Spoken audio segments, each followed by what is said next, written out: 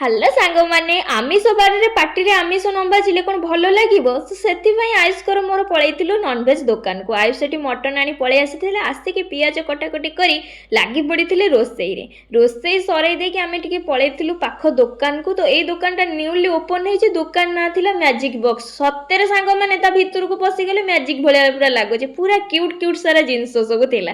ତ ସେଠୁ ଏଇ ଚଷମା ହେକା ଆଣିକି ଆମେ ପଳେଇ ଆସିଲୁ ପାଖ ସୁପର ମାର୍କେଟକୁ। ଘରେ ଆମିଷ ହେଇଛି ମାନେ ଟିକେ କୋଲ୍ଡ ଡ୍ରିଙ୍କସ୍ ଦରକାର। ତ କୋଲ୍ଡ ଡ୍ରିଙ୍କସ୍ ଆଣି ଆସିଲା ପରେ ମୁଁ ବନେଇ ଦେଇଥିଲି ସାଲାଡ଼।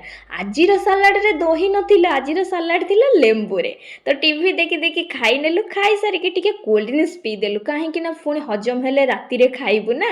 ତ ଖାଇସାରିକି ଆମେ ପଳେଇଥିଲୁ ବାହାରକୁ। ସନ୍ଧ୍ୟାବେଳେ ଟିକେ ମାର୍କେଟରେ କାମ ଥିଲା, ତ ଆଙ୍କର ଏଇଭଳିଆ ଟ୍ରାଡିସନାଲ ଡ୍ୟାନ୍ସ ଦେଖିଲୁ, ରୋଡ୍ ସାଇଡ୍ରେ ହଉଥିଲା। ତ ଆୟୁଷ ତାଙ୍କର ଜୋତା ଦେଖିବାର ଥିଲା, ତ ସିଏ ଦେଖିବେ ତାଙ୍କ ପାଇଁ, ମୁଁ କ'ଣ ମୋର ଛାଡ଼ିବି।